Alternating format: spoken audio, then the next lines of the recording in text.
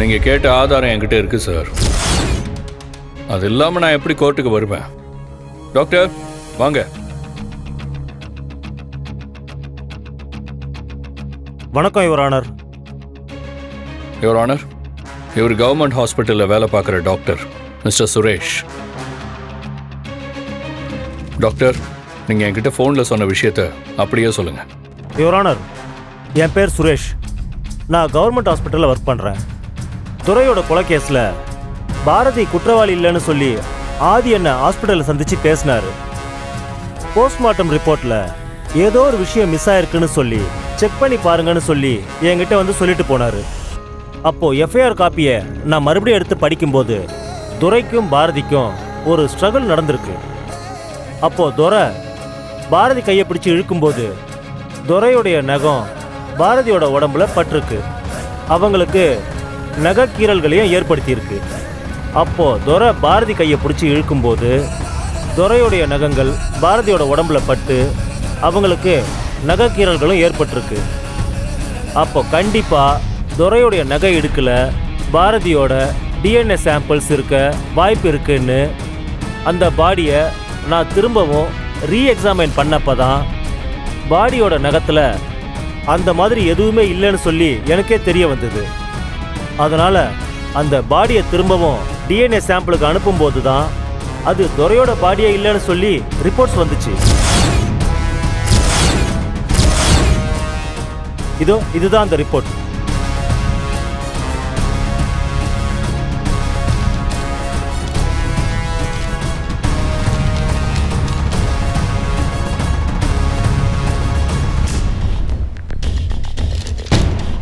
ரிப்போர்ட்ல எரிஞ்சு போன dead body துரையோடது இல்லைன்னு ஆதாரபூர்வமா டிஎன்ஏ ரிப்போர்ட்ல இருக்கு. அப்படின்னா இறந்து போனதா சொல்ற துரை எங்க போனாரு? அந்த துரையோட ஸ்டேட்டஸ் என்ன? அவர் உயிரோட இருக்காரா இல்ல செத்துட்டாரா? ரவுடி சார், ஜட்ஜி உங்களை தான் கேட்குறாங்க, பதில் சொல்லுங்க. என்கிட்ட என்ன சொன்னீங்களோ அதை கொஞ்சம் கூட மாத்தாம அப்படியே சொல்லுங்க. உன்னை கொன்னுடு வேண்டாம்.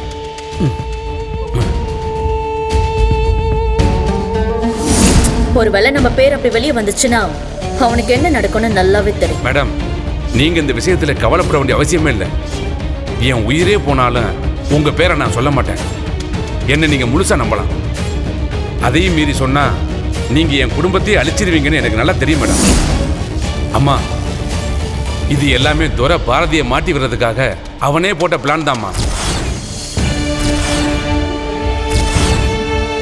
துரை சொன்னதுனால தான் நான் அப்படியே பண்ணம்மா.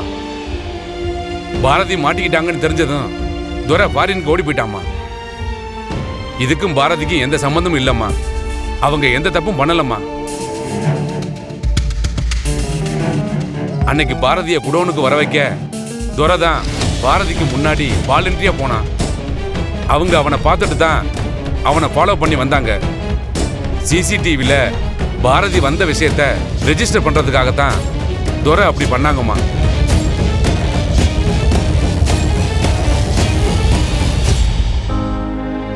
நடந்த விஷயங்களை ஆதாரங்களோட தெரிஞ்சுக்கிட்ட பிறகு பாரதிக்கும் இந்த ஜோடிக்கப்பட்ட கொலை வழக்குக்கும் எந்த சம்பந்தமும் இல்லைன்னு தெள்ள தெளிவா நிரூபிக்கப்பட்டுள்ளது.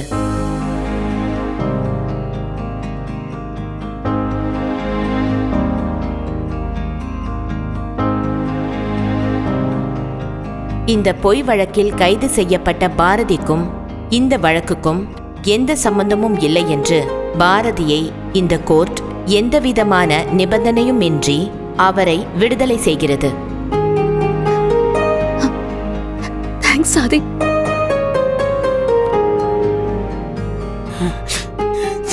அப்பா, இந்த வழக்கில் துரையுடன் சேர்ந்து திட்டமிட்ட மாரி மற்றும் சங்கர் ஆகியோரை சரிவர விசாரித்து விரைவில் அவர்களை கோர்ட்டில் ஆஜர்படுத்தும்படி காவல்துறைக்கு இந்த நீதிமன்றம் ஆணையிடுகிறது. இத்துடன் இந்த கோர்ட் கலைகிறது. பவானி, நீ டென்ஷன் ஆகாத. எப்படிங்க, எப்படி முடியும்? மித்ரா நம்ம தப்பிச்சிட்டோன்னு சொல்றான். ஆனா அந்த பாரதி இப்போ வெளியில வந்துட்டான். நாம இவ்ளோ பார்த்து பிளான் பண்ணியும் கடைசியில இப்படி ஆயிடுச்சு. இப்போ நம்ம அதை பற்றி யோசிச்சு எந்த பிரயோஜனமும் இல்லை. இப்போ நம்ம ஆதிகிட்ட மாட்டாமல் தப்பிச்சதே பெரிய விஷயம்.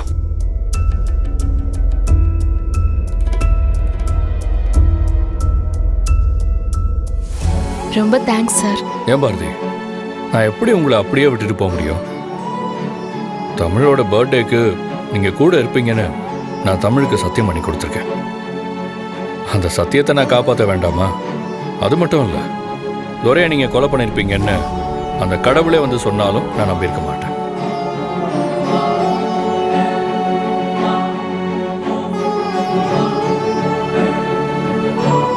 ரொம்ப தேங்க்ஸ் மேடம்.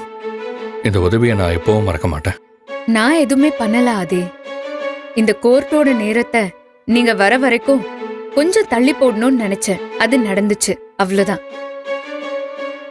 பாரதி விடுதலையானதுக்கு காரணமே நீங்க தான். நீங்க மட்டும் சரியான நேரத்துக்கு சம்பந்தப்பட்ட குற்றவாளியோடையும் சாட்சிகளோடையும் வராம போயிருந்தா பாரதிய இப்ப நம்ம வெளியே கொண்டு வந்திருக்கவே முடியாது. ரொம்ப தேங்க்ஸ் மேடம். நீங்களும் என் மேல எந்த தப்பும் இருக்காதுன்னு நம்பிதான் எனக்காக வந்தீங்க. அதுக்கு நான் ரொம்ப நன்றி கடன் பட்டிருக்கேன். இது சட்டம் படிச்ச ஒவ்வொரு வக்கீலோட கடமை. 1000 குற்றவாளிகள் சட்டத்தோட பிடியில இருந்து தப்பிக்கலாம். ஆனா ஒரே ஒரு நிரபராதி கூட தண்டனை அனுபவிக்க கூடாது. சரி ஆதி, நான் கிளம்புறேன். உங்களுக்கு வேற எந்த உதவி தேவைப்பட்டாலும் நீங்க எப்ப வேணா என்ன காண்டாக்ட் பண்ணலாம். Thanks madam. பாரதி, எனக்கு உங்ககிட்ட பிடிச்சதே உங்க நம்பிக்கை தான். இவ்ளோ பெரிய பழி உங்க மேல விழுந்தும் நீங்க தைரியமா அதை ஃபேஸ் பண்ண விதம் தான் எனக்கு ஆச்சரியமா இருந்துச்சு. எப்பவும் இதே மாதிரி தைரியமா இருங்க. நான் போயிட்டு வரேன். தேங்க்யூ. ஹே, போயிட்டு வரேன்டா. பாய். வரேன்.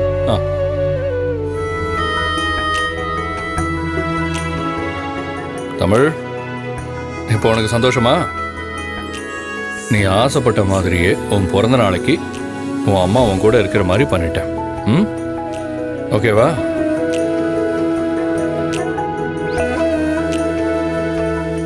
சரி தமிழ், நீ போய் குளிச்சுட்டு புது ட்ரெஸ் போட்டு ஜம்முன்னு வருவியா?